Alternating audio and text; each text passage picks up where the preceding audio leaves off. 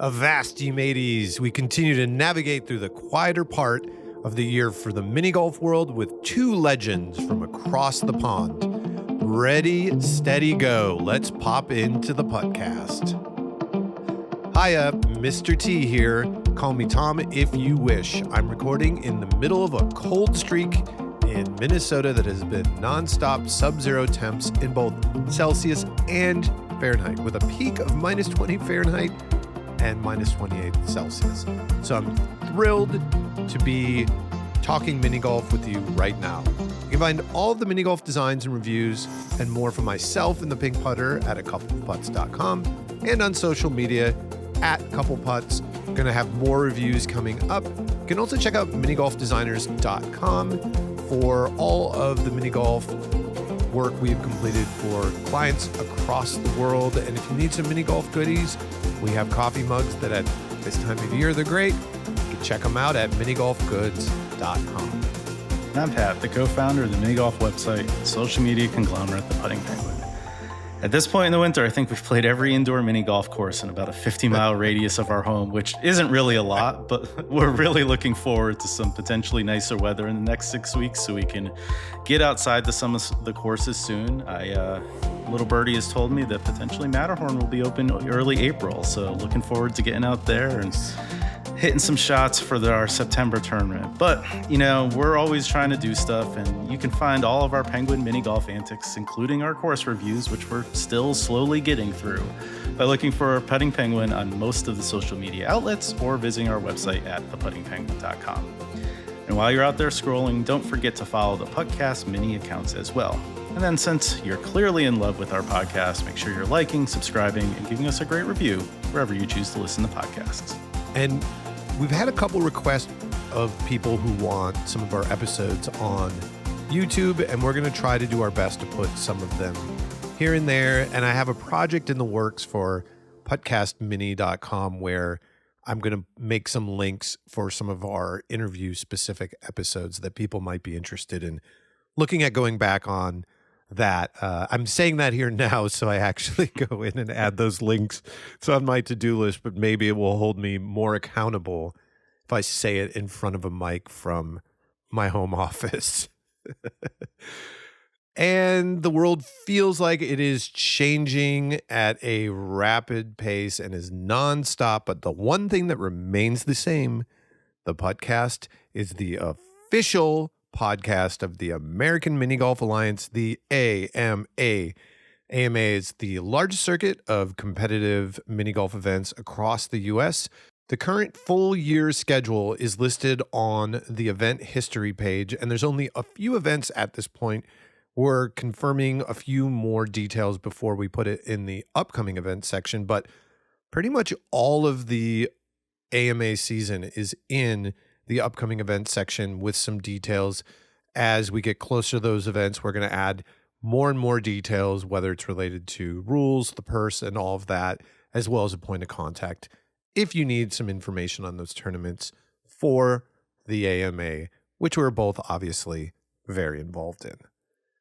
And a quick reminder, we're part of the Golfer Gang Network, proud to be part of it. It's why you get to hear some ads throughout your episodes, and we are glad to be the one mini golf show in that network. So check out some of their other podcasts. We feel honored that they asked us to be along. A couple other AMA front things as reminders that the 2025 AMA membership, we'll have a link in the notes to it, is available right now. You can either renew or become a member for free through 2025. If you go to the top right corner of our website, click on Become a Member, and you can just fill out the form. If you haven't been a member before, you'll get a card. If you have not, you'll just be earning points throughout the season. And when you look at the rankings, it will say that you are active on that page. Again, if you have any questions about membership, you can always write amaminigolf@gmail.com. Additionally, on our website, if you go to the contact section, you can check out the 2024 Max Cullen Spirit Award nomination form. We'll link that in the show notes as well. It's in that contact page. You just go down the list. We're taking nominations for 2024, but we also want people to submit people who've been playing tournaments that have shown a spirit that shows their love of the game and makes it a fun event. We want those people to fill out the form and to suggest people for the 2025 award. So that's kind of all that we have. We're not going to really talk about competitive mini golf events that have happened. There was a big Pop Stroke event where there was over $100,000 up for grabs. Surprise, surprise. One of the people that won a lot of money was Swedish. Go figure. Go figure. That is almost a given now at those Pop Stroke tournaments. It's pretty consistent. If there's a Swede, they'll win. So more about that in the next episode, as well as we'll talk about the Frosty by the Putters League, some AMA events that O Street has hosted, and a few other ones. We'll see when we get to making another episode, but expect that all in due time. But this was one of those really special interviews that we're going to be doing this episode. We had no idea that these two British mini golf legends had not seen each other in person or even virtually over a Zoom, and maybe not even a phone call where they talk to each other. They've clearly exchanged on social media and messages, especially in leading up to the show, but it's been like 10 years. It's wild. I was thinking about it. It was like if you and I just like went away for 10 years and all of a sudden we're like, hey, let's jump on a Zoom. It was unexpected in the best ways. It goes off the rails. It gets a little spicy at times, and we love it even all the more for that. We just had to find our way into the episode. Tim and Ted were funny, opinionated, and shared so much about the history of mini golf in the UK. And a big reason why we've had a lot of people from the UK on the show is that they're now 25-ish years into it. And in the US, as circuits are building up, I think there's a lot that we can look at in seeing how they've grown, bumped into issues. They've gotten more connected with the international game and all of that. And their players also are incredibly fun.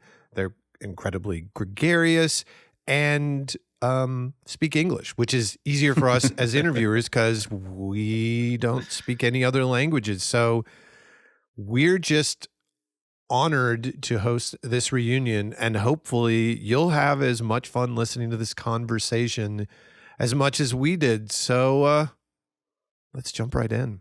So jumping right into the interview at the top of our show, we'll touch on a little of news in the mini golf world after we chat with these gents. We have two of the foremost scholars of the game of mini golf from the United Kingdom, Big Top Ted, Aceman Tim Davies, the 5-time Crazy Golf Championship, and he's in the 2024 Guinness Book. And both of them were part of the very early years of British competitive mini golf that kicked off around 1998 with the BMGA. And it feels fitting to interview them now as we are only a few weeks away from the 25th anniversary of the Hastings Open on March 2nd. And we have a new book out by Tim Davies. We have the Win at Miniature Golf, or Gamesman's Guide to Crazy Golf, a holistic approach that we will share in our notes for the show, a link to this, as well as a link to the book that both Tim and Ted did called Nutters with Putters that came out in 2008. Again, we'll link to them. There's digital copies out there. These are essential reads for people interested in competitive mini golf, humor, competition, gamesmanship. If you like reading, you're going to love them. And we talked about them on our last episode, and we are so thrilled to have both of these gents on. And if you want to hear a little bit more of Ted, we also recommend going back in the archives of the 54 Problems podcast. But that's back in December of 2022. But we have them here right now, and I don't need to blather on anymore. Welcome to the show, Ted, Tim. I'm going to let you introduce yourselves, and I'm going to start with Tim because I know you will expect that Ted will go on for a while based on the book. So we'll start with Tim just doing a quick introduction. Welcome. I'm Tim, 5-time World Crazy Golf Champion. Brilliant. Well, that was really good, Tim. And thanks for that. Sorry, excuse me. We're off to the races. And just because this is an audio-only show, Tim there had a little bit of a sip of his wine. And a little bit more about you, Tim. Like, where are you? Where sorry. Are you located? Am I allowed? These days? Right. Okay. Well, there's not a lot to say, really. I've written a book with Ted, Nutters with Putters, which is seminal, I have to say. Yes. And I also followed it up with Win at Miniature Golf. That's what I'm trying to say. Ted's put me off with his strange. What pose is that, Ted? Is that? I've been working on it. You've been working on that one, have you? Yes. For God's sake. That must have taken days, Ted. Congratulations. It was pathetic. Right. That's me, basically. And Ted. That's you, Ted. I've known Tim. Yeah, excuse me. I haven't finished quite. One other thing I'd like to say is Ted witters on. Sorry, carry on, Ted. Yes, I've known Tim, haven't I? Since Yes, you you were have. my Yeah, and one other thing landlord. I'd like to say is he battled for me for a period, and he was crap. Okay, carry on, Ted. I was the man upstairs who, much to Tim's chagrin, started filling the room up with various bits of antique furniture. Then it started to spill out into his main room where, remember, I put a 1960s bar shaped like a ship in there with a ship's bell and got myself a sailor's hat. But I think that was probably what drove Tim to evict me at that stage. Yeah. But just as the eviction took place, we discovered minigolf. And from that, the adventure began. We're playing, competing, rivalry, then finding ourselves running a crazy golf course for 4 years. And then mysteriously, just like that, Tim disappeared. I have not spoken a word to him until tonight. Not because there was any great falling out, but just because neither of us. Well, and also he's become a very mysterious figure in British miniature golf, rather like a star of the silent screen retiring. He's gone into a life of mystery and rumour and misty darkness where no one even knows, is he still around? Is he still there? What does he look like? Awful. Has he been killed by his partner and buried somewhere under the cabbage patch? But no, he is still here. He's still with us. He's almost a cult hero for the Welsh Mini Golf Club. Ted, can I stop you there for a moment? So I'm not all here. Parts of me have been buried already. Is that why we can only see your head and shoulders? Yeah, exactly. I see. So, yes, we have a long history and, well, not much of a future. But I've been a lot, not just me, but lots of people have been asking the question for the 25th anniversary of the club, will Tim Aceman Davies appear? No. Will he not? Well, breaking news. Episode over. Are you still thinking about it? No. I've retired, Ted. I'm going to make a comeback if I'm still alive in 2027 when I receive my official pension from the government, if it's still there, or if the country of UK is still there. And when I receive that pension, I shall travel to the Welsh Crazy Golf Championships in Prestatyn. Yes. And play. The Arnold Palmer course. Indeed. Because I love Arnold Palmer, as you know. Mm-hmm. Not in a strange way. Arnold Palmer Crazy Golf courses. But there you are, great and exclusive. There you, yeah, that's for you. And for our listeners, if you go back a little bit, we talked about the Crazy Golf Championship with another fellow Welshman, Sevi Kukielka, a couple of years ago. Sevi, my man. Yeah, Sevi is great, and we definitely have questions because it seems like there's something in the water in Wales related to mini golf because two of the top mini golfers of all time in the UK and done well internationally as well from Wales. So it's got to be something. The two top mini golfers in the UK. There's no other person I can think of in the UK that comes close to me and Sevi. To be fair. How do you feel about that, Ted? Well, there's been a lot of revisionism going on in the world news this week. It just seems to be part of the that trend around the world, doesn't it? Oh, yeah. I'm getting into it in a big way, to be fair. Rewriting. Yes. Yeah. I'm quite happy expect to lie constantly and pretend that it is the truth to the minions of the world. I'm sure we can convince somebody to write an executive order declaring you the best mini golfer in the world. Yeah, and it wouldn't take much, would it? Just a button. Yeah. No. Yeah. Sad. I'm curious. So you two came about mini golf. You were landlord and tenant, and I assume that was down in Hastings. Landlord and butler.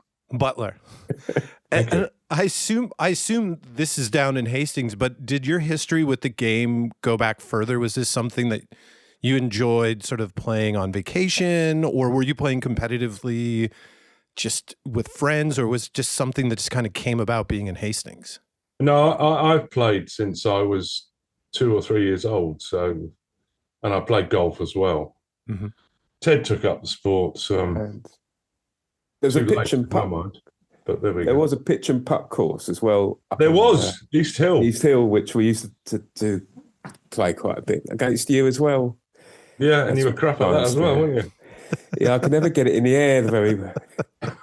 You used to skim, you skim stones across the water. That used to be my tee shots were very similar to that. Is that why Beton didn't agree with you either? The hole where you have to hit the ball with the weird wedge-shaped putter? I've never seen one in person, but I'm now eager to after your description of it in Nutters with Putters. It just sounded awful. Oh, that was horrendous, that hole. I think I used a 5-iron, didn't I? Didn't I bring my 5-iron? Yeah, it's I like did. that hole I'm in pretty sure I did. Tom. Yes. Where you had to chip it over. We had something similar to that. We did play one like that. I take that back. There's the other hole, which is the netball hole on the Eternit, where you've got to hit it up in there. I just remember just when you missed it, it clanged against the rim and came down. I remember that back, Ted. I remember that one well because you got a seminal, didn't you? Well, then the clanging brought me back to that first ever World Crazy Golf Championship with the water wheel when I was in the lead with only... Well, you were in the lead? I was in the lead going up to the water wheel. Were you? When I hit it, not once, not twice, but... No. 3 times, yeah. It's funny, Ted, because I thought you weren't in the lead, but yeah, I'll accept that. Wow. Really? You'll need to watch that 10-minute Channel 4 documentary they did. Just watched it over lunch. We just I watched it again. That got put up by our friend Andrew Edmonds on YouTube, and we'll link that in the show notes. We're going to link in the 54 Problems podcast. Ted also talked about playing for Team GB in Romania in 2004, and might be one of the best mini golf documentaries I've ever seen, as well as I think we have we have the video from the Nutters with Putters DVD, that if you want to see how, like, Crazy Golf, the name Crazy Golf, I feel like is perfect to think about before watching that, because the conditions of the rain and the wind on that DVD, just Ted at one point put a plastic cup on a table and it just goes flying off and you can just see the ball blowing and moving. I mean, it's just impressive that you all were playing that, and it says something about the hardiness of the early British mini golfers that were playing the crazies. Because correct me if I'm wrong, crazies used to be in October, where all bets were off. Seaside in October, next to the sea and the southern, edge of England. I played at the British Open this year, and it was days where the sky just opened up, and then it was just cold, and then it'd be 60-degree Fahrenheit, whatever that is, Celsius, but it felt like nice for a little bit, at least for my Minnesota bones and playing mini golf. But it's you have to mentally be really tough to play in those tournaments and those conditions. Yeah, that was especially when it starts hailing. Exactly. That was the time when in October the weather was awful. And that was part of the reason I won most of the time, because other people just couldn't handle it. Fair. And that, to me, was the essence of crazy golf. And the second thing was used to play on the mini golf. And the mini golf was one of the toughest courses in the UK. And no one else, other than Ted, I hate to say it, could play it. And everyone failed on the mini golf. And that was the beauty of the World Crazies, because it tested true putting ability in proper conditions, unlike what they do in Europe, which is if it's raining, we can't play. If it's windy, they've got umbrellas up. It has to be windy, it has to be raining, it has to be tough. It has to be something you've not come across before. A robot could play what they do. You guys would have fit right in our Farmington tournament this year. Pouring rain for 3 rounds. Good man. Wonderful. Love it. 2 changes of clothes. With umbrellas as well, which to keep the wind off the ball as well. Yeah. Yes. Yeah, they are. In that video, the documentary that we'll link in the show notes, you can see the German players using these umbrellas to block the wind, block the sun. I think they've got towels where they wipe down the sides of those Ethernet lanes, because the expectation for these players is somewhere between 18 and 22. Otherwise, that's a bad round. Which I mean, don't get me wrong, they're outstanding players, absolutely outstanding. Incidentally, I got booked once for asking my coach to use an umbrella to stop the shadows of the crowd moving on the course. How ridiculous is that? Which is ironic, considering you are one of the main proponents of shadow play. That during someone's putting that little. Yeah, absolutely. Yeah, I get that. Yeah, but I mean, I can't control. Well, I could control a crowd in the old days. Yeah. But not then. Just let them smell. Just need to smell the armpits. Exactly. They'd clear a space. Yeah. Yeah. Oh, there's so much from the Nutters with Putters book in here on gamesmanship that we're both hearing. It's shadows, and it's also sometimes it's good to smell bad if it throws off the person that you're playing with. It works. I know my wife has commented on playing with people that really smell, and I think it's thrown her off. I've honestly barely paying attention to that if I can. If I may say, it's a medical condition with me, so it's slightly unfair. Hey, if use what you have to your advantage, I say. It's a God gift. It's a God-given gift. God's given you that gift, which you've used. I mean, to be fair, Tom, when we play in Myrtle Beach, you'd have to smell pretty bad to get over the general smell of that place. I could probably do it, though. I could probably do it. It's a challenge. I do this at boot fairs. I don't know if you do. Flea markets. Just flea markets, yeah. Flea markets. You do flea markets. I do boot fairs. And I do save it up for a few days, go down the boot fair and get my space. That's the best thing is when you reach. I make my space. This is true. I can remember when you used to reach out to something you were interested in looking at. People would step backwards. They would. Yeah. Gave you that space then to rummage around and absolutely. Find that the penny in the pudding. So Tim, I'm curious because you have such like a deep history with the game for a period of time where you really won, you did a lot of media. I think the question almost everybody wants to know is, why did you stop playing competitively? Well, I had to take family first, and various things happened, and Vicky had a house in France. I'd sold up, she'd sold up. She got made redundant. What were the options? Some twat from the unemployment benefit office gave her some crap. So I thought, I don't need this. So I left the good old UK. And you got away from me as well. Yeah. Yeah, there's that. Yeah. And voodoo. I couldn't cope with Ted's voodoo. And you're in France these days, yes? Yes. What part are you in? The part that doesn't have any mini golf, sadly. Is there much mini golf in France? They rarely send Oh, they players. do. Yeah, down south. Down south. Yeah. I've seen Not players up from the here. south playing beton. There was some at the tournament in Monza that a couple of the UK players went down to play. But I think that'd been the first time I'd seen in the big major international tournaments there were French players. Do they have any adventure or crazy golf over there that they have competitions on? But I found one really lovely course. I think it was in Saint Malo on the Breton coast, but it's an hour and a half away. So I've played beaten up beton courses. It's just horrible. So I just thought, no, I can't do this. There is a delightful course at Monton Caravan that I've played. Where's that? It's also got a very nice in Monton, down on near the Italian border, but near Monte Carlo. Excuse me, I've lost my picture. Give me a second. Oh, put your glasses on. I can't see you, Ted. You're gone. What do I have to do? Can you hear me? Oh, I've got you. Right, there we are. Go on, sorry. Monton.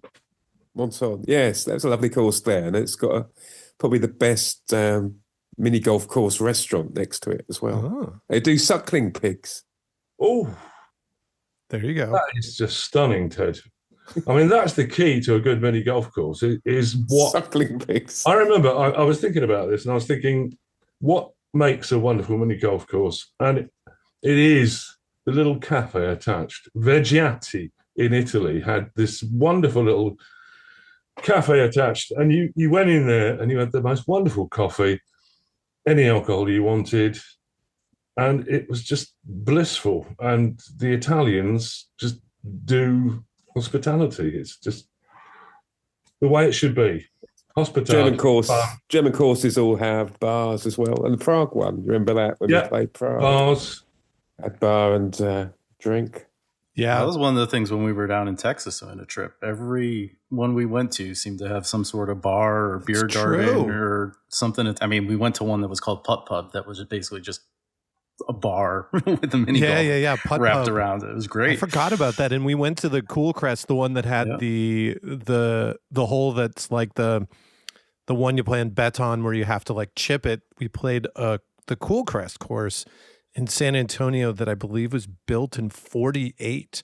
And that one was pretty cool to see. And they had added a beer garden. I've played weirdly 3 like adventure golf courses in the Paris area. One is a ripoff of like newer style 9-hole courses that are like adult focused. There's like an 80s themed course and then another fun themed course called Mad Golf. And then there's one at a water park that was really in rough shape that was 36 holes. And then in the southeastern side of Paris, in this really beautiful park, there was a course that was themed around Paris that was, everything was laid out in the same way as the city. So the Eiffel Tower hole was on relation in the course to where the Arc de Triomphe was in real life. So it was a neat little course. It had very, very thin pipes that they used for the railings, and the diameter was not big, so you could really hit the ball out, and they had like the dead house balls. But yeah, I mean, all those did not feel like places that anybody would consider playing competitively. But yeah, I mean, so Tim, you're gonna give it a comeback then when you're in retirement and go up to Prestatyn and play the Arnold Palmer course? Yeah. I'm actually retired now, to be fair, but I can't afford until the state give me some money. Didn't you retire to go to Prestatyn? Didn't you retire in 2009? I retired at 2000, Ted. No, I had to look after the kids. Vicky. That's true. Thank goodness. She likes people. I don't. And she did the work and I looked after the kids. Simple as. So, As someone who Can I isn't a just people say, person, Ted, before no. we go any further, can you let Inland Revenue know that from the year 2000 to 2010, I was sole carer of the children, which I was. It's on record now, Ted. Thank you. And that's an important role. That is, damn right. Important. It hasn't worked, but it is. But you were also an entrepreneur at the Crazy Golf Course. Was I? With me. Look, Clambers. Pardon? Oh, Clambers. Yeah, I was. Yeah, sorry, yeah, with you, yeah. Remember? Joint entrepreneur. Those golden days of going down, making sure the course hadn't been vandalised, putting out the flags, getting the leaf blower going, making yourself a cup of tea, sitting and watching the water snails slowly glide across and the there. newts. Don't forget the newts.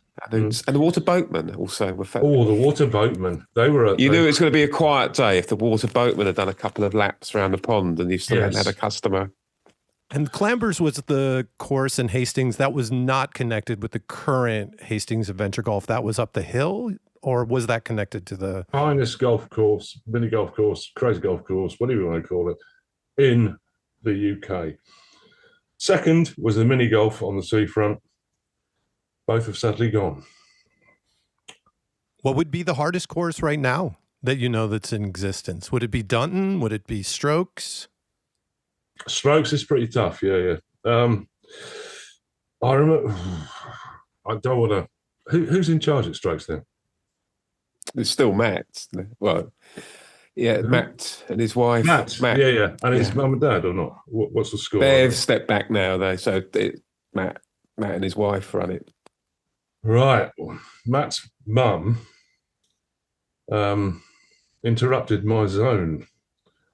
I didn't like to say so at the time, but I was heading for a course record on Strokes, and she was excited, so was I, in a slightly subliminal way.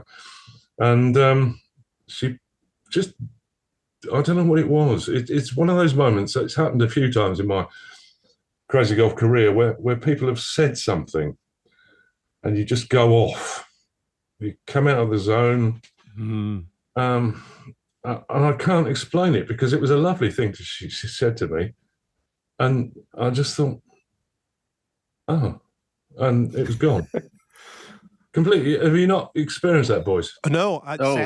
Yeah. Sadly, I had that exact same experience playing with Mark Chapman at Strokes. Oh, the British Open. I had aced 6 of 7 holes going up to Heartbreak Ridge and took a 5. I still had a great round, but like Mark was just like, he said that, did he? He said you're playing really well, did he? I think he said something like afterwards, even maybe he said it during the round. Be honest, Tom. I can't remember what he said, but I know afterwards he said you were on pace to potentially set a course record, which would have been completely insane my first time around. But I think day 2, I was so determined to do better because I'd practiced really well and came in with a healthy amount of fear of the course, and had Heartbreak Ridge just got me. And part of it was because I'm not used to playing in the rain and wind. And we both the times where I got a 7 and a 5 on that, the other times I got 2s and 1s, it was just downpour. The tee had water on it. And I think that got in my head. And then I think I was playing so well going up to it the second time around, and I got out of it with a 5. But once you go over that hill, it's just, and both times I shorted it because it was just all waterlogged getting it up there. Yeah. And then I overcompensated and then off to the races on that silly, we had a hole like that at Clambers, didn't we, Ted? Do you remember that one? That 10? was 10, yes. Yeah. You either go for the... Or bust, basically, wasn't it? If it missed, you were down in quite a deep shot. But that's I don't think we ever... When I was with you, that idea of being positive in a negative way is gamesmanship. Because usually you used to say, Ted, you're going to miss this one, or that's a tricky putt, or moves left to right. Look, obviously it went right to left. So ended up just screening it all out. But we never tried that being very positive, going, "Oh, Tim, you're going to get a record today," or "You're playing so well." Do you remember that? It's a good point because it does work. Yes, It happened to me again. It happened to me again, Ted. You won't believe this because, again, I was heading for a British record on Ethernet. And this Hungarian said to me, "You're playing fantastic. You hold everything in one, except for one hole." And I started thinking about it, and that was it. Boof. Yeah, sadly, it's been a long time since anyone said to me, "You've been playing fantastic," whether for psychology or not. And before... Yeah, I have to say, I left Ted in the position where he should have dominated, and he just didn't. I don't understand. Explain yourself. It was losing you. Once you went, the rivalry had gone. Well, and I just floundered for years trying to find a worthy adversary. Well, quite. This is part of the problem as well, because early doors, you had the voodoo thing on me. I don't know what was going on, but there was something strange going on. So, can you produce the doll now, please, Ted? You've got it, haven't you? It's. I'll need to remodel it after seeing you today, though, won't I? Yeah, I know. I'm old. I'm buggered. Not in that sense, but I'm not. Have you still got your own teeth? Yes. Oh, well done. I think we've gone far enough in this episode without even, we'll probably do it in the intro too, without teeing up the fact that these two, Tim and Ted, were rivals for first and second the whole time. And it was pretty much Tim winning out and Ted being in second. And it wasn't. All of the not early doors, it wasn't. What's that? No, that's not true. Ted used to beat me. Really?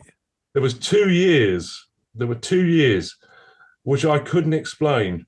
And it was just uncanny that he kept beating me. He didn't deserve to beat me. I knew he didn't deserve to beat me, but he beat me anyway. And then the rivalry began. And no, the rivalry was present before. Yeah, it was always the rivalry was probably there before we even played Crazy Golf. The rivalry was there. Hmm. And it's been documented in a video that we mentioned we'll share, and it continued. And people in the current British mini golf, community talk about those early years and that rivalry, Tim versus Ted. And I'm curious, I think everybody's kind of aware of your rivalry back then. I'm curious how much both of you are following competitive mini golf in the UK right now. Obviously, Ted, you're still involved, but Tim, how much are you following competitive mini golf in the UK these days? Right. Well, I've got no. As I say, I opted out of it, and there are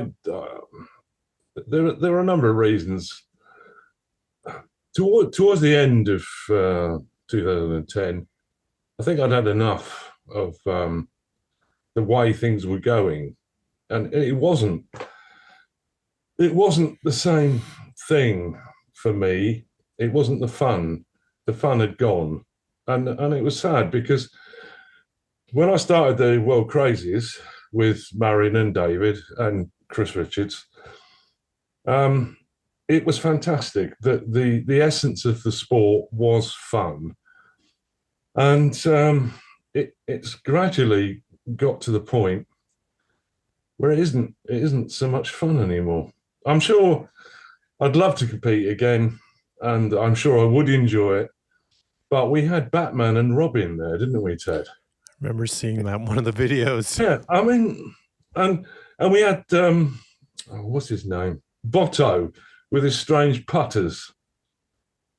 Every year a different putter. Yeah, bit of wood, just weird crap. And it just made the event. We had the Welsh nurses used to come down from Cardiff. And it was a lovely event that I think has changed And generally, British mini golf has changed to the extent I wasn't feeling so comfortable.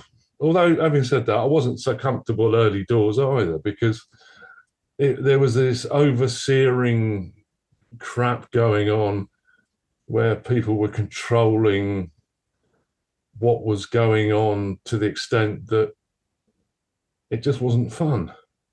And that's what we liked about early doors, and then we had that afterwards. That was what's so great about the Hastings Open was that it was just chaos. We never bothered doing anything until the day. That's it. Just yeah, muddling through. Crazy Golf Club Open. Yeah. Who gives a shit? Let's just have fun. It was shambolic. To be fair, I will say my first time playing the Crazies, I played the team event with Sevi and Stephen Skinner, two Welshmen, and we were fortunate enough to win it. But in the qualifying to get to the knockout bracket, we played behind two groups of women that couldn't have been more drunk playing the course, and they were good luck to them.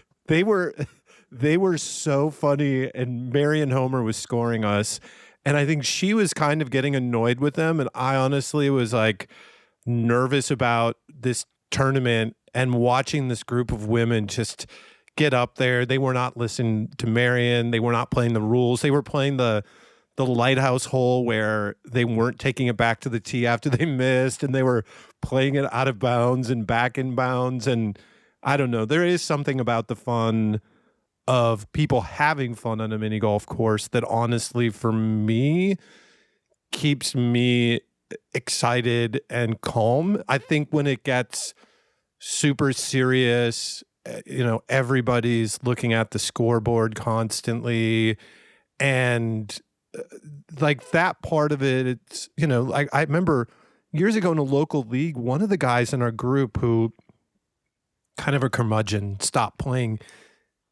I'd said something after to someone in our playing group after he hit his first putt, and he's like, we're playing golf here. We don't talk after someone hits their first putt when they start the hole. And I was just like, give me a break. And then he finished up the hole playing it like a big baby, just kind of like hacking around at it because it wasn't going his way, and he didn't finish well. But he was a good putter, and you talk about it in Nutters with Putters and in general that it's it's not about your form and everything else as much as it's like what you have going on in your head and your mental approach to the game. Like if that's bad, you can be a good putter and just completely fritter away a good opportunity. Yeah, I get what you're saying. To me, what we used to practice was just preparation for an event, which was putting each other off, basically. But having said that, when we got to a tournament, I didn't expect anyone to be talking while I was putting. Fair. No. I'm talking after, like, the person had to walk like 30 feet to go hit their next putt, and I talked to the guy next to me, and he's like, "Oh, for goodness sake, no!" Yeah. Right. This brings me back to another thing I wanted to talk to Ted about.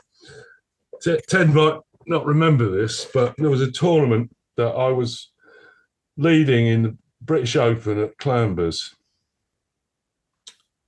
and because the BMJs just shaft me all the time, and this one occasion, I was leading, and I prepared myself mentally for the next round.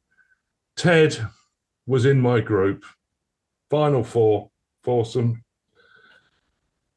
and we suddenly got this edict from above. There's going to be 5 players in the final 4. And how's that going to work then? Oh, what we'll do, this is an edict, what we'll do is you play the German in a group of 2. Ted plays with Thomas, sadly passed away, great friend of British mini golf, loved him to bits, lovely bloke, and someone else. And it destroyed my preparation for the British Open. Sorry, that's a bit of an aside there. Did I finish above you? What? Did I finish above you? I I came second in the playoff, you turd. Do you not remember? I was against Christian Zimmerman. Oh, Was that the one? was it Christian Zimmerman was the fifth individual? Yes, and he beat you in the playoff. Right. No, it wasn't Christian Zimmerman. Ted. It was I a don't German. remember Christian Zimmerman was an Austrian. I'm sure no. No, Christian he was a Austrian. German. I've got. They preface this well We'll about have to- fake, about Anyway, fake, look, fake the point history. I'm trying to make, Ted, the point I'm trying to make is early doors, Ted was always a diplomat. I'm not diplomatic. Ted was always a diplomat. And consequently, I used to get in trouble with the BMJ all the time. All the times I reported you. It was you, was it? Yeah. Again, yeah, what a surprise. I used to get in trouble with the BMJ all the time. They used to stiff me all the time. And this was one occasion when I actually had a chance to win the British Open. And in a group with Ted that was increased by 1 and then decreased by 3. And it was just so sad because I would have won that event with Ted in my group. I didn't. So would you describe yourself as the enfant terrible of early Yes, British I would. minigolf? Yeah. Maybe you John could have. Did you ever get a letter threatening to kick you out of the organization? Like Pat's got somebody one on of this. those. Yeah, I got one of those from the USPMGA. Did you? Yeah. Oh yeah. I'm It's on my jealous. shelf back I'm here. seriously jealous of that because no, they weren't upfront about it. They just were obnoxious about it in the background. And I could have dealt with that. I could have dealt with it. Okay, come on then, face up. Let's sort this out. No, we didn't have any of that. Mm. So that would have given you the Grand Slam as well, wouldn't it? Of British Masters, Yeah. British Championship, Ah. World Crazy Golf Champion, and British Open. Well, in fact, it turned out to be Mark LaForce Chappers who became the first Brit to win the British Open. Former guest on the show as well. Don't like him. Sorry.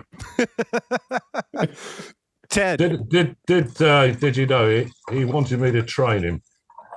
I did not know this. Yeah, and I refused because he's such a turd. I love that came right as he's obnoxious beyond pouring some belief. wine. Ted. I've had a drink, but no, he's seriously obnoxious. I mean, he was. Do you remember Owen at Sid Cup, Ted? Sid Cup. When Owen hid his putter Vaguely. at Sid Cup, and he threatened Owen, and Owen ran over to us, and we said, "What's the problem?" And it was just unpleasant. An unpleasant little person. Really not nice. Well, so it's very clear, I think, why Tim had stepped away, and we're glad he's coming back. Ted, what keeps you going? You're still going. You're 25 years into this all. I wrote this winner's speech. It certainly isn't skill anymore, is it? By the sound of it. The last time I won something was, I think, 2012 with Nick. So I wrote quite a witty winner's speech. I've had, but ever since then, I've never actually had the chance to use it. So probably the only reason I keep going is just so eventually, all the jokes are like about 10 years old now, so no one will even get them. But Ted, you know how disappointed I am in you. I expected you to push on, and you just gone. There's a lot of hungrier, younger, better players than me. There aren't, out Ted. there now. No, I don't understand. I really don't, because you were more than enough to deal with those people, and you haven't. I've seen the scores. Come on. I saw the scores at the Welsh Crazy Golf Championships. Come on. I had a chance at that, actually. Yeah, you should have won it, man. Was that the one Martin Williams won? No, that was the one that Richard? No, it's Chris Randall. Oh, yes, that's right. Another newcomer. So I guess that lead that into what do you think of kind of the standard of competitors in the UK and kind of what that is today versus back in the day? This discussion comes up quite a lot. People ask me, but please. Tim's not going to like this, but I would say with people like Michael, Sevi. Come on, Michael. Come on. There's one thing. Michael, no. Michael has one way of playing, which is to smash it into the hole. It's really effective. Yeah, it's effective, but it's horrible to watch. I hate watching him. That Michael Smith, he goes and knocks the ball in the hole. Right, Ted, British Championship. Michael Smith, yeah, whatever. Come on then. I beat him. Bosh. End of. So, whatever. Do you think, though, if you hadn't gone to France, that you would have kept up with Michael Smith I would have got better. I would have got better. I thought you'd get better. You didn't. It all dissipated like a rock and roll star on his downward trajectory, wasn't it? It all dissipated in fried egg sandwiches and drink. Second album, yeah. Or it's that third Oasis album, Too Much Cocaine. Yeah. There were no drugs in British minigolf. Oh, it kind of makes sense. I mean, other than I imagine, because we have a history of that in the US where there are definitely some players that imbibe and play well intoxicated. Was that ever a tradition in the UK minigolf? I don't think intoxication's a problem. I mean, to the point of putting where I half wonder some of the players if they remember some of their rounds. Oh, right. Are your players at 7:00 in the morning sitting in the parking lot of the Aloha Mini Golf, slamming back natural light beers before we start the first round of the Masters? I thought it was practice. I don't even think that was. I think that was a practice day. Oh no, practice it's all day long. Yeah. Just during tournament day they have to do it in the morning. We're talking like 12 beers in the morning at 7:30 level. I've been throwing up in the shower for 4 hours prior to a mini golf event, thanks to being poisoned by someone else in my team. But never drinking, no, not immediately. Was that the butter? To an event. Was that the poisoned butter that you claimed? Sorry? The poisoned butter that you claimed that had been fed to you. Yes, it was, and you said it to me, don't you? I wasn't. I was looking after our course up. You should know Hastings. who it was, Ted, because he was driving me home when he crashed the car. Yes, the tosser. He was a complete tosser too. Yeah. Thank God I don't see him anymore. Sorry. No, this is we prepared some questions, but I think we knew that this would kind of go this direction. Some of the questions that we have are like more run of the mill, but I'm curious, if you had to pick one favorite UK and non-UK course, like historical, current, like what would that be for you? Ted, you go first, man. UK, I really liked Stratford. We had some great times there. Tim didn't get poisoned by anybody at all. No. Though to save money, I remember we camped in a tent, and I think I was nearly poisoned because he had gone for a curry with me beforehand. So the air was quite poisonous, and we were also woken up by hedgehogs, which isn't. Oh, hedgehogs! Yeah, I remember you hear too many times. But yes, it was a lovely. And the course guy who ran it, let us run the course for him while he went off. Was that Martin? It was Martin, wasn't Martin, it? Yeah, really nice guy. Lovely bloke. Great to play on that. We ran the course well as well, I have to say. We didn't bankrupt it, did we? No, we didn't bankrupt it into the ground. The other one I like is obviously Strokes and Pirate. I really like playing Pirate course as well. At Hastings. What about non-UK courses? I've only ever played either better. I don't like Swedish felt. I like beton courses. It'd be nice to play them a bit more because there is, I can understand how you can get that feel for the courses at there. But sadly, I haven't really. It would be nice to go out to the States. And we discussed it with Tim in the past, didn't we, about going out to play there out at Myrtle Beach. But sadly, it never happened, did it? No. But maybe when you get your pension, you'll be able to have that. I'll be able to let you buy me a ticket to America. I was going to say that dream of the road trip where you drive me from one side of the States to the other. I'll be doing the driving. You'll be paying for the petrol and the flights and everything like that. Well, if you're going across, you got a few places to stay. You could stay on the East Coast in Connecticut, and you can stay with us in the middle in Minnesota. You won't want me to stay with you. We're saving money already. I remember Ted. I woke up one morning, looked over at Ted, and he had this towel wrapped around his head. And the reason was, don't we, cat? Yeah.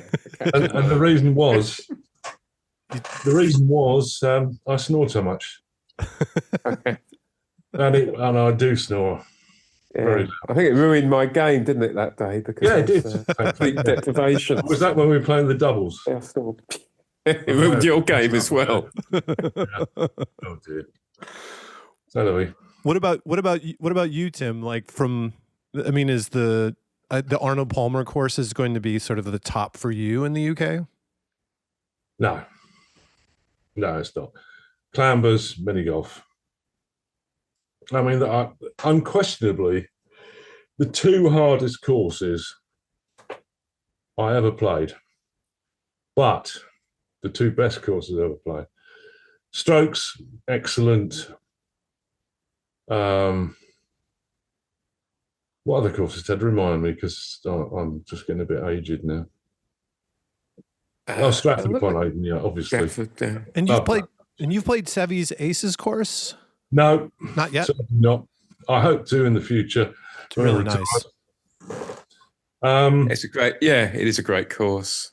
Is it? Yes. Excellent. Well, I look forward to that if I'm still alive. And it's got a garden centre there as well, where you can probably get reduced coffee and tea cakes. They do a pensioner special, so you can be well in there as well.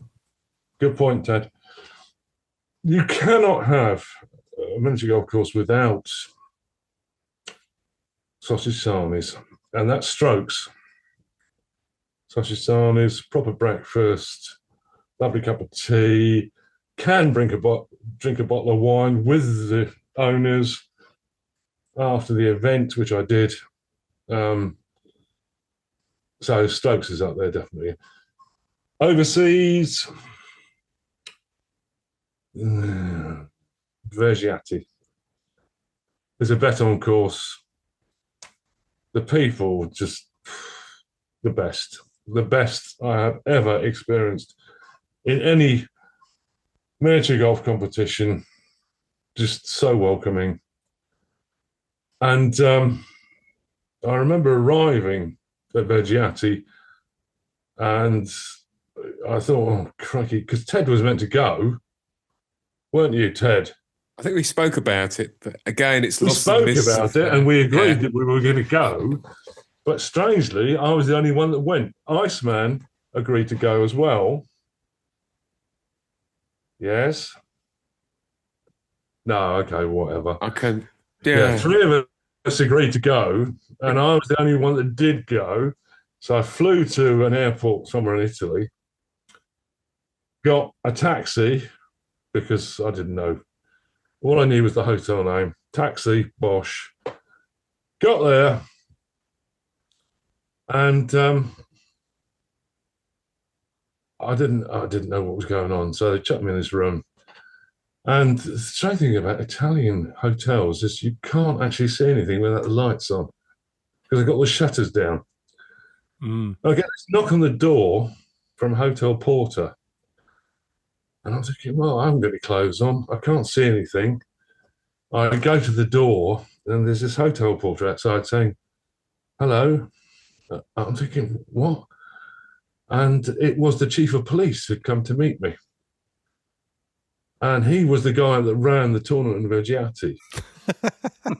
and he was just a lovely bloke. He says, well, why didn't you ring one of my friends and we would have come and picked you up from the airport? And I thought, well, it's the sort of thing Ted wouldn't do because he can't drive for a start. It's the sort of thing that no one would do because it was a good old drive, half an hour drive. And then the course, the clubhouse, the events, just piled on Veggiati for me. Bet on. Surely time that I led you and the rest of the British team in Tampere would be up there as well as. Sorry, one of the great. You're talking about the Finland fiasco. Indeed. but you got fired. This is how we have various viewpoints in historical events. But I can remember the speech I gave that got everybody on edge. Yeah, playing at the top of their game. Made sure that everybody was relaxed after the tournaments. And when you got fired, we had a Ryanair captain again ever. And can I remind you, Ted, that at every, not just one, all 4 events that I've gone to, I've been the top British player. Were you top at Tampere as well? Yes, I was. I think I remember seeing some of those scores. That was Ethernet. Oh yeah, I know. They weren't great, but I mean, it's Ethernet. I mean, the U.S. and British players, like, what are we going to do if you can't practice on these super technical courses? What, like, you could show up there for a week. I remember Mike Johnson played the World Championships, and I just sent him a note like, "Good luck," and he's just like, "I'm just, hoping to hang on for my life because." He lives in North Carolina. Mm-hmm. When is he going to get to play Ethernet other than going all the way overseas? It's just not an option. And I can't imagine a world where more than one ever felt baton or Ethernet course ever opens up in the States. I weirdly played a felt and Ethernet course in the Jersey Shore. And when we were just starting out, I had no idea what it was. And I remember just saying, the review of the felt course was like, this sucks. Why is this ball not have dimples? This is so hard. And then the Ethernet course, there's a great picture of me in the review that's embarrassing, and I won't take it down, but there's a sign that says don't stand on the course, and there's me standing right next to the hole hitting the ball in. It's a cultural change. You just have to you just think, what the is this? And you arrive and you think, what am I meant to do now? Yeah. You walk around the course looking at all these plastic objects on there, and you think, really? What? Yeah, I'm glad. I mean, from what it sounds like back in the day, and it's really only recent with Wagam and a couple countries, like Sweden and the Czech Republic, where they've really built up adventure golf as its own separate thing and have their own circuits of people that are kind of over the standard forms where adventure golf has really been an option. Because when you all were traveling over and wanted to play international competitions, that was the only option for anybody at that time. I know from the States, I think Gary Schiff, John Drexler, Elmer, and a couple of other people from the States would go over to these random tournaments in Europe. And I mean, you're going over there unlike you would go to most tournaments, and you're like, okay, I just don't want to be dead last. And it's like a weird way to play a tournament if you're competitive. Yeah. I got saved by a wasp, didn't I? What? I got saved by a wasp from finishing last at Prague. You did, yeah, that's right, yeah, because the bloke stung a Finnish player and he retired. So John Drexler came over here, borrowed my partner's putter and won the event at Stratford-upon-Avon, Ted. Yeah, that was shocking. We showed him the course. I remember he won some Waterford Crystal, which he then dropped about an hour later and smashed it all.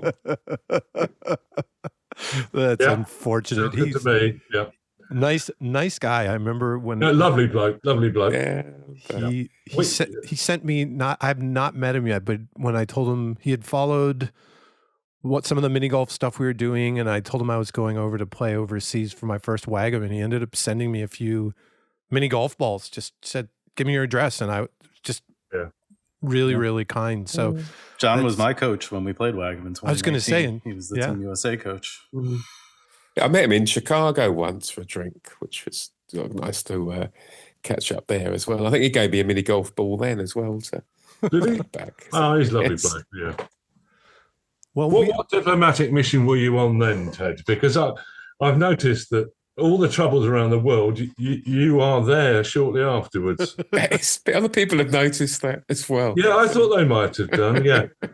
So is this your cover? It's just working as a lowly postal employee in the civil service, and you go on James Bond type missions around the world. I think more Rowan. What was the character Mr. Bean played as a double agent? Oh yeah, Rowan Atkinson. That's exactly. Yeah. What was it? What was his name? Johnny English. That was Johnny English. Johnny English. Ted, you're Scottish. I was going to say, it's funny that you're Scottish and Welsh, and you had the biggest rivalry that there weren't any English players actually near the top. Then, I mean, Chris Harding is he Northerner? Or is he Midlands? So nice enough chap, but Midlands area. Not that good. So I think we know about the standard. I feel like we could have this conversation forever, and we have like a handful of we have a good mix of dumb and slightly less dumb questions. Pat, Please, I'm ready. Throw some questions. Dumbest for Ted, less dumb for me, please. Well, because you mentioned wasps, now I'd gone through, tried to read the book and everything, and I always loved the part about the history of mini golf with the live bear in the cage. So the important question that I have is should we bring back live animals as mini golf obstacles, humanely, of course, and if so, which one should we put on a course? That is a pretty dumb question. I'll let you answer that first. I told you it was. I set it up right. Yeah. To be fair, I wrote all the dumb ones. Tom wrote all the smart ones. Oh, okay. All right. I'm going to omit the question about the asteroid, probably. I look forward to that. Some one. way, Me too. dogs would be good because you could have them just in an enclosed area, and every time you play the ball through, they see it and chase after it. So you've got to ensure it's going fast enough so the dog doesn't grab it, but not too fast that it again shoots past the hole. Of course, with technology now, you could have animatrix animals of any sort of you want. So you could recreate mini dragons breathing fire at your ball. So you try and putt it through, making sure it doesn't get incinerated to dust. Or Ted, have you forgotten? What else? Let's not forget seagulls. Yeah.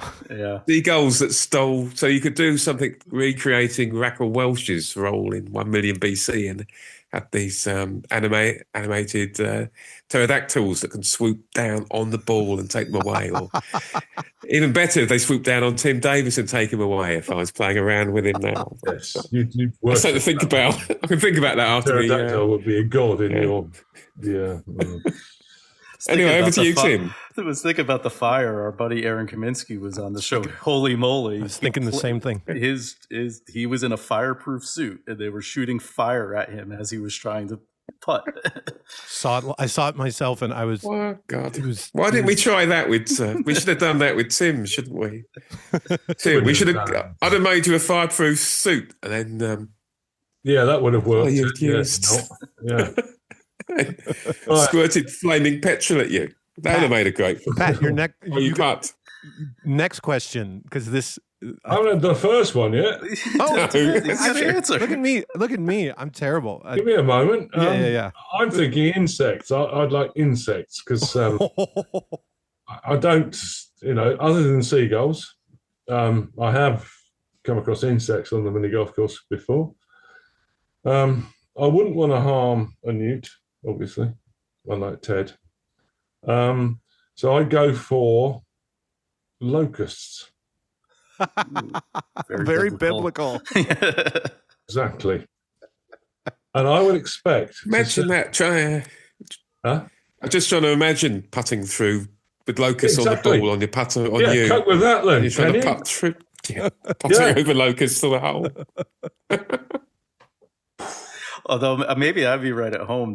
Tom was live streaming one of my final rounds of the Masters, very first hole, and there was a bee on the course, and he was just kind of walking along. I hit the ball, I ace it. He's in the background on the live stream calling me this bee killer because he thought I rolled the ball over the bee, killed it, sacrificed it to get my ace. I mean, there's so much downtime in mini golf competitions, and I'm doing play-by-play. I just have to try to make it interesting and just throw in something ridiculous because, yeah, I mean, it's, to be fair, doing the Masters in adventure golf was way easier to do commentary than I feel for anybody like doing those world championships where you get the statue poses for like a minute and a half by the Swedes and the Germans where you think your feed has paused and you realize they're just sitting in this tantric mini golf pose of like, you know, just harnessing whatever to take a putt, and couldn't be less friendly for broadcast. It's like you need to film it and then play it back. Play it back at double speed. I'm speaking right now. Go ahead, Ted. Okay. No, you go ahead. Well, yes, I knew you were going to say that. Personally, I think Ted and I could fill that space with absolute bollocks quite easily and multiple times. Over to you, Ted. I would say yes, but probably we'd be talking so much nonsense that we would miss the putts. The players would have, that have played out the hole and gone on to another one, and we wouldn't have noticed. To be fair, I'm all for that. I did some things for the World Adventure Golf Tour, and Andrew and Dave both were like, okay, now when the person's like hitting the ball, you can stop telling the anecdote. And it's like, yeah, but I think people can tell what's going on. They hit the ball and it's moving towards the cup and it didn't go in. And if it goes in, then we'll be reactive. But otherwise, yeah. I mean, it is what it is. Which Pat, this goes to your other question. I feel like if we're talking about broadcast, throw it out there, Pat. Oh, the television one? Yeah. Oh, yeah. Well, because of apparently, we're watching all the YouTube clips, so I had to go watch the Celebrity Antiques clip as well. But what television show around the world, could be the US, France, UK, do you think miniature golf should be a part of? I'll let Tim answer that first. Yeah, I thought you might. Yeah, because I haven't got a clue. Okay, Countdown. Because I've been on Countdown.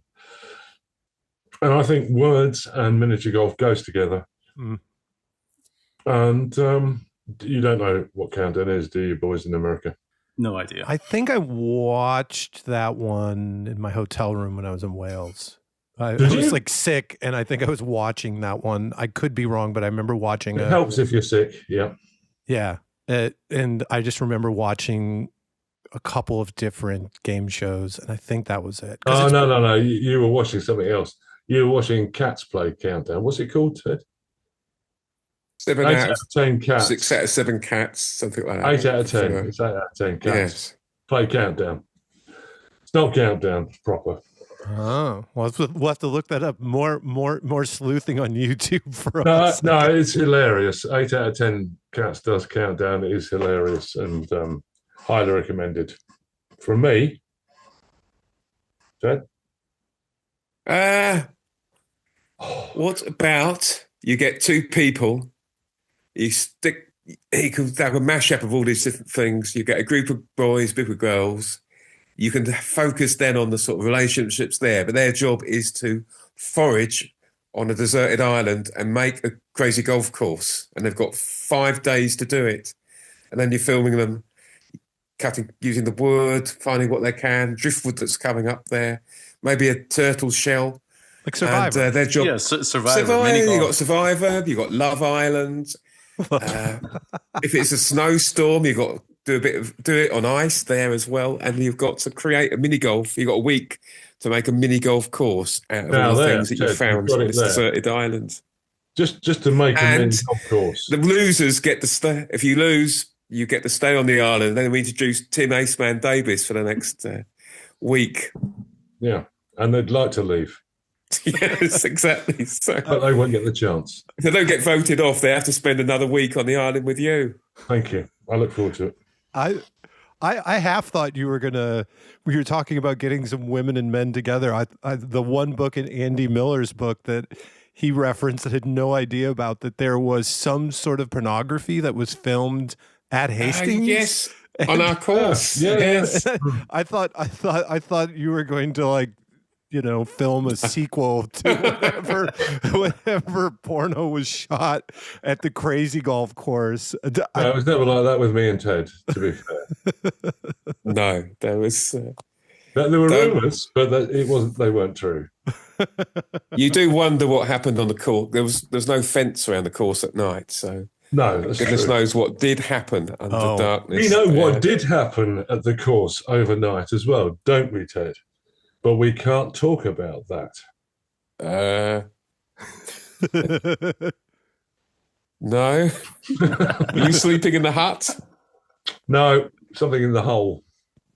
Oh yes, that was sometimes. Yeah, yes. Sometimes foxes defecated. Oh, that's in the right. hole. Foxes, Sometimes it was foxes defecated in the hole. But a couple of times on a very long pipe. They amazingly managed to defecate in the pipe as well. Yeah, sadly, I don't think they were foxes in that case. No, I think not. No, they were. At the time, I made a rather foolish decision to try and use the leaf blower to extricate the stuff out because it's quite a long curving. All it did was create a poo version of a mud volcano. A shitstorm, yeah. Indeed. Literally a shitstorm. Yeah, it was. And then you refused to clear it up as well. Oh my gosh. Yeah. Oh, those were the days. I'll tell you now. I still think the best thing was I should have said to Tim, can you have a look to see if it's blocked? And then I should have started the blower. Why didn't I think of that? Those were the days. I loved those. Those were the days. There is another DVD you haven't seen, I dare say, which is called, it's over there, 18 Holes of Crazy, which has a classic moment in it of me standing in the hut as the sun is setting, describing Hastings. And I won't go into the detail because it'd be upsetting for the 1% of the Hastings that are a bunch of fuckers, basically. And 99% of the customers we had were wonderful. And 1% managed to make it not so wonderful. And that's said by somebody who doesn't like people. Yeah, well, I know. And that's the thing, Ted. To be fair, everyone, except for the 1%, were lovely. And it was on a crazy golf course. So people came to us on the crazy golf course and generally were nice to us. And we were nice to them. And it was all fantastic. Just 1%. huh. I'm interested in what that is. I learned the only thing I didn't get a sense when I was at Hastings who that would be, but I was told of the term chavs for a certain type of person, kind of football bro-y, shirts off in the summer kind of guy. But maybe that's not the right description of what a chav would be. No, it's the skateboarders up the road. They were the scum of Hastings. Oh, Sadly, that's too bad. I could see that creating quite a bit of damage for sure. Yeah, well, they broke into our hut twice, I think, wasn't it, Ted? I think just the once. No, it was twice. Definitely more than once. Because we lost our tournament putter. We do you remember the specialist putter? Yeah, it got nicked. Wasn't it? It was originally a prize. Yeah, it was for the Hastings Open, and you won it. Yeah, I did. Yeah, so it was stuck. So we used to lend it to people just to feel what it was like to use a expensive tournament putter. But yeah, someone stole it. So God knows what they did with it. Exactly. I never found out. And it was twice, actually, Ted. It was definitely twice. And then we had wonderful run-ins with the community police force, which, do you remember the Finnish boys arrived with their bags full of vodka? Do you not remember that? Was I right? Okay. What happened was. Wait a minute. Is this? We said Finnish boys. Passy, not Passy. Jörni and no, Jörni. Jörni. Yeah. Yeah, he arrived with his mates. Jörni and Tony. Yes. Yes, with their bags full of liquor, and the community police officers arrived, and because they'd been told that people were drinking on the course, and there was a bunch of drunkards in Hastings that used to bugger it up for everyone, and so there was this stupid edict from the council that meant that you weren't allowed to drink in public anymore, and so consequently, our Finnish friends who were guzzling the vodka, behaving perfectly fine, were reported by the persons in the gym, and community police came round and poured out their vodka on the grass. And I said to them, "We've been robbed twice. Where were you then?" And our friends, the Finnish mini golfers, were just like, "Is this normal?" No, they're not normally here. Yeah, they was never there when the vandalism. Any trouble, they're never there. But isn't technically, if it's your private course? It wasn't private; it was public course. Oh, okay. Yeah. But either way,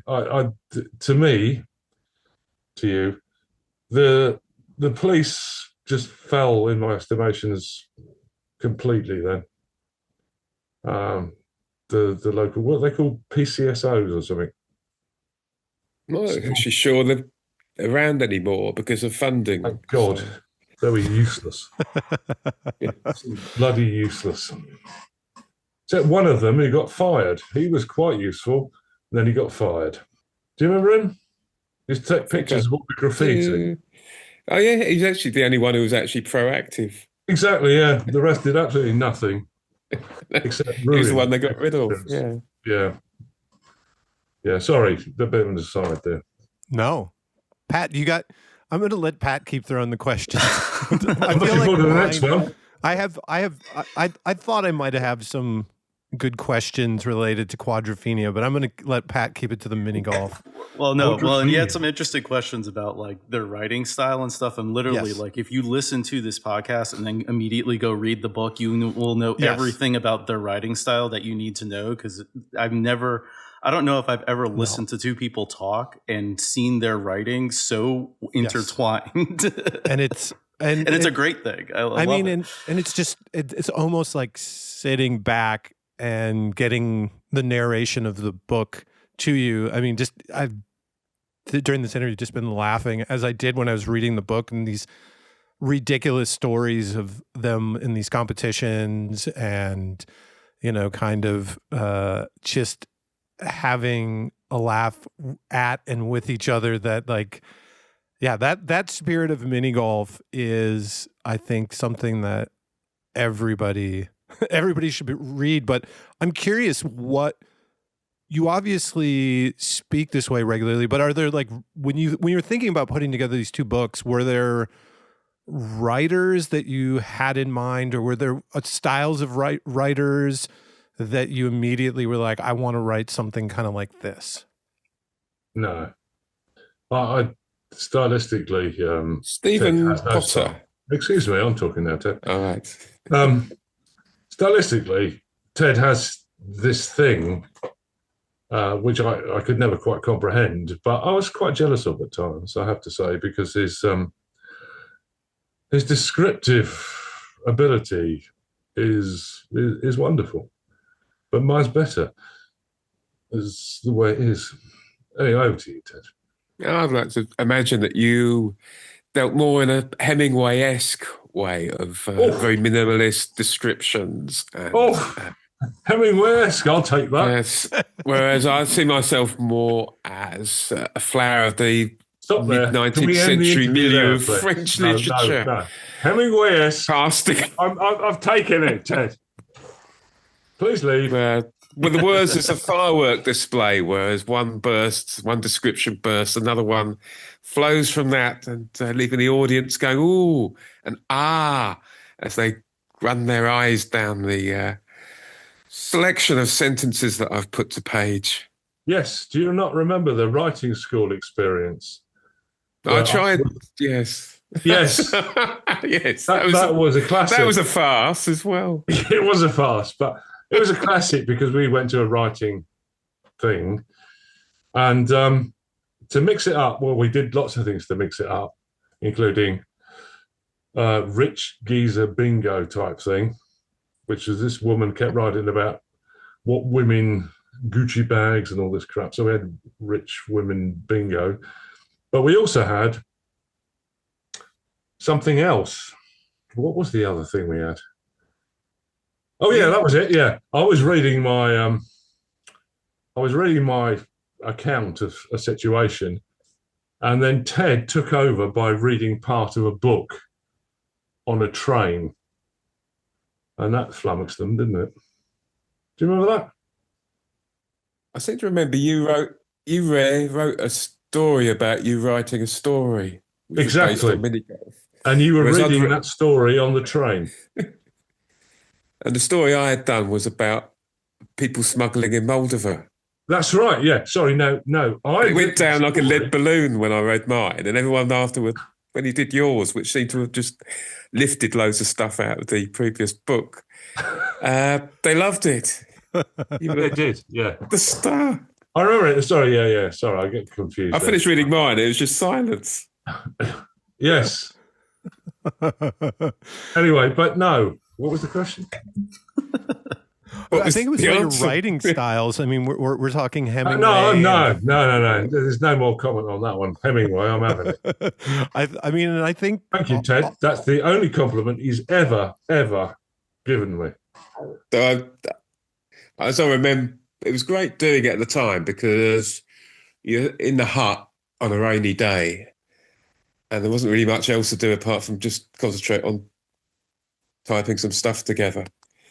But it was trying to blend what the stuff Tim had written and the stuff I'd written, and trying to mesh it together so it read well. Absolute bullshit. What Ted did was whatever he wanted to do, and ignored and never read anything I'd written. His comment about me being Hemingway is obviously an attempt to say I never read anything you wrote, but you're wonderful. Oh, no. Have you read his new book? Have you read his new book? No, Tez never read it. No, I'd forgotten about it until this afternoon, and I thought I really should have read it. But you never read it. Read it afterwards. But I like to think that I helped you in your minimalist way. Oh, you did. You did. Because I was extracting great swaths of your extracting great swaths of your prose and on occasion I was better than you, but I have to say you are a wonderful writer. And why haven't you written Travel Wanker like you said you were going to do? Yeah, it's on the back burner. I haven't turned the burner on, but yes. Been on the back burner. I've been away for 15 years. It's a still on the back burner. It's a difficult second album. But, yeah. Yes. No, you're right. That's half an album you wrote before. No, not even that. Because you didn't do a great deal, Ted. You wrote your bits, didn't bother editing anything, fucked up. I'm not an editor. No, fucked up nutters with putters because you never read it. And consequently, there was a piece there I'd written, which was wonderful, that got cut because the publishers had fucked up and you didn't spot it. Or did you? No, because I just like to read the bits I'd read. Exactly. Then that's the admission, finally. But then I thought, your stuff's so good, I'll come back to it later. I always like this. Leave the best till last. Is surely Tim one of the. And you left it till last to the point where you still haven't read it. Yeah. Yeah. Unfortunately, the publishers left it till last as well. They just left it. Needed an incentive to read this. This conversation is definitely up the level, and it's only available digitally. Is the new book going to be available in a physical copy, or are they both just digital? Not entirely true there, Tom, because there's still a few copies stuffed under the sofa. They're under the sofa now, are they? Also, behind the cupboard. There are some copies still over. Well, there were some copies over at Worthing, where the estimable Anthony Pope had some, but I'm afraid last I heard from him, they suffered a very severe case of dampness over the winter and became reduced price, Ted. Reduced price. Yeah, very reduced. If you can get the pages unstuck, you'll be able to read it. You know what they're selling for on Amazon now? Are they selling? Oh, good, because you don't. That's fine. Oh. I don't really look at Amazon. Who gets the money, though, from Amazon? Me, obviously, because I bothered to publish them on Amazon. Do you? No. God. It's another exclusive there, isn't it? So, well, I'll give you an exclusive, Ted. My book, Wouldn't It Mention Golf, which doesn't include anything you said at all, ever. Nothing. Is available on Amazon. In Kindle format. There you go. Nutters with Putters is not available on Amazon in Kindle format. Why is that? Because I couldn't be asked, Ted. Now, if I am asked, what's the percentage, Ted? I'm a reasonable man. And no, you're not. 50-50 sounds. Well, I'll tell you what, if you're doing Putin and Trump dividing the world. As you're doing the hard work, I'm happy to do 52-48 in your favour. And I'm sure the boys on the podcast will be thinking, Ted, you really are a generous chap, aren't you? And it's true, I am. I'm generous. I didn't hear that. So, yeah, crack on with that, Tim. And yeah, I'll crack on with that, yeah, and I'll forget to mention you're part of the copyright holder thing. I went to the US Amazon, and I was like, it's got 5 stars, 2 reviews, and then I realized one of them was mine. Well, thank you, Pat. Yeah. Who did the other one? Was that Vicky? Lorna Birch. Oh. Is that your pseudonym now? Your American pseudonym. That would explain our experience with the newts. Although her review is scatology and onanism thinly disguised as crazy golf. I loved it. Yes, I think that's fair. With regard to Ted, certainly, yeah. I mean, I read that review and I thought, fair comment, yeah. I can't understand why there's only 2, though. Because you can't buy it, so you can't read it to review it. Well, you have to buy it on Amazon to actually review on Amazon. I can't believe you... no, because I must there's no way I bought it on Amazon. Good man. Right. Okay. I can't believe you haven't given it a good review, Tim. I will give it a good review. No, I'll tell you why I won't give it a good review. Because I'm not the author, apparently. Is that down to you, McIver? Really? Yes. Really. Oh, that's good. Let's have a look at that. What's happened to your name? Some other bugger is called Tim Davies, and he's written some poxy book on who gives a shit. And I'm supposedly him. It's true. That picture is not you. Thank you. But you can tell now, can't you? Even in this decrepit state. Well, first of all, his bio talks about living and traveling for pleasure all over the world. Which I have done.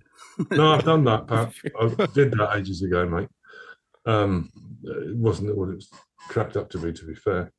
No, I haven't had much sleep because my son started a new job this morning at 4:30, and he left at 4:30. He woke me up at 10 to 4 with his foghorn voice. In a sausage factory. Sausage factory, yeah. That's quite funny because we had a competition Did to you? see who could have the most sausages in our week in Germany between Sarah, myself, this guy Jim, and Nick Chitty. And I came last. Why was Nick there? I came last. Why was Nick there? Yeah. Well, we thought you should go over with Sarah, and then we opened an invitation, and Jim and Nick, a couple of friends, Nick Chitty, decided to come over as well. Jim. So you've never met Jim, but he was there. Oh, so we had a sausage competition to see who could eat the most sausages in a week, and Nick won. And I came last. You believe it? I love sausages as I'm well. trying to work that one out, Ted. No. Yeah, I am shocked you came last, to be fair. Some of it was quite tricky because Nuremberg sausages small was you could have a giant bratwurst and that's still counting as one. So yes, once you got into it, you realise you had to have a rule-based. You couldn't just make it up. For the Nurembergs, we had to get the Nuremberg laws. Yes. Right, absolutely. Yeah. So yes, once you got into it, it's amazing how you have to have. You have to have boundaries. You have to have a rules-based world order. Rules-based sausage eating. Otherwise, it's just anarchy. So yeah, unless you get somebody who decides that they're going to rewrite the rules-based world order, in which case the sausage competition would be. Yes. I think you know what I'm talking about. Oh, I think we know exactly what you're talking about. I feel like this is like things have gone to worst first. I feel like this is the perfect place that we've gotten into sausage talk, that I feel like we got about all of the conversation of mini golf in, but this has just been an absolute treat to have you on, and you both are welcome back anytime. I feel like we just have to step out of the way and let you two. Even Tim. I'm available next week. I can't believe that. I won't be tired, and I'll be fully awake, and my brain will be in full function, which I don't think you can cope with, to be honest. Was it the wine that did it tonight? No, well, this is the wine that got me this far, to be fair. Really? That's really impressive. But I was hoping that actually afterwards I could talk to Tim a bit more about the sausage rules we had, because that'd be interesting. There could be a book in it. There could be a book in it. Co-writes. Talking of which, I have an idea for a book, but I don't want to write a book with you ever again, because I do all the work and you somehow take praise for it. Other than the fact that you are a very good writer, and I would expect you to write something, Ted, on your own. Yes, I should. But perhaps I could write it, but with you doing all the hard work of taking it around the publishers. Just pretend that'll work. Ted, okay? Just pretend. Tim's done all the hard work. I'll just write something.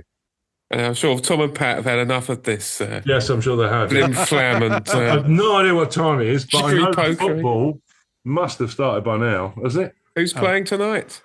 Oh, tosser. That is the end. That is going to be the end. I don't mind. I'm happy to do this again, and I will be awake next time, okay? Yes. Agreed. Unfortunately, the audience won't, but... and on that note... All right, and we're back, and hopefully it exceeded your expectations as much as it exceeded ours going into it. It was like we had teed up going into the conversation.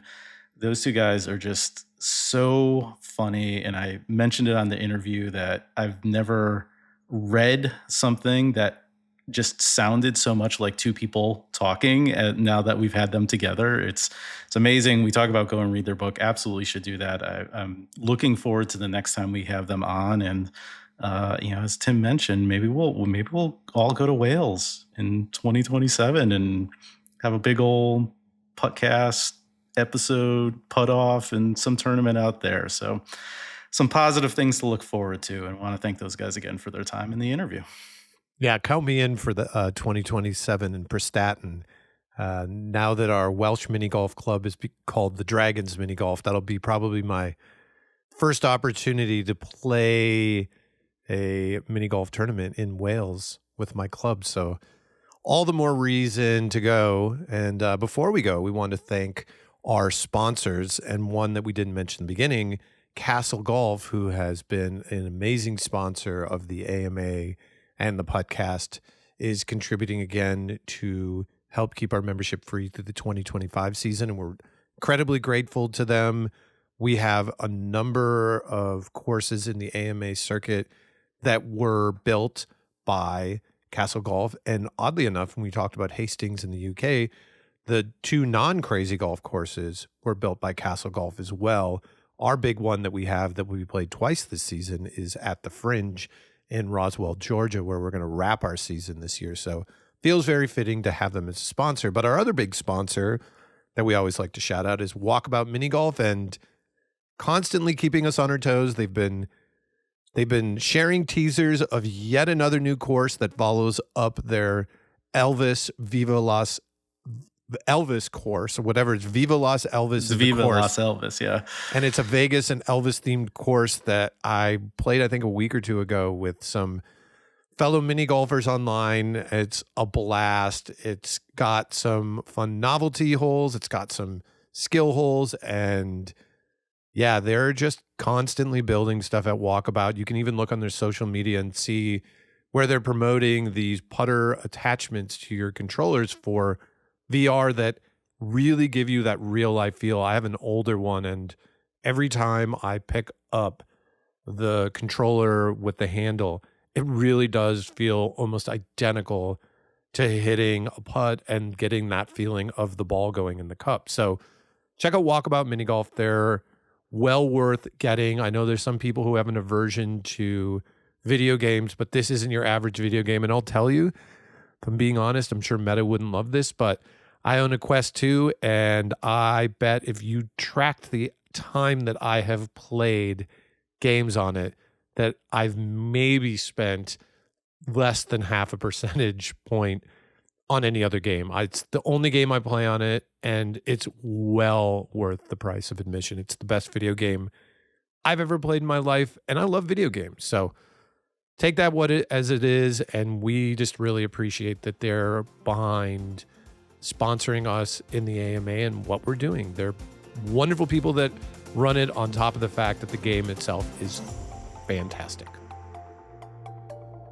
And always we'll wrap up with our big thoughts mini golf.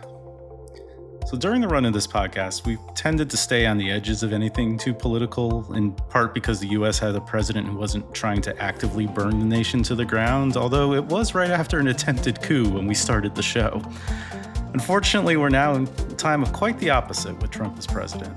So for the next 4 years, it's going to be quite hard for us not to bring in the political side of the world, especially as it impacts our sport.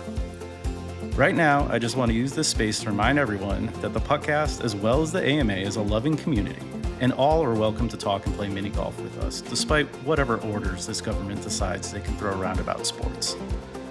As my co-host Tom is fond of saying, mini golf is for everyone, and you will find allies here. So in the words of William S. Preston, Esquire, be excellent to each other. Hear, hear. And with that, we're at the 19th hole. So until next time, putt one ready.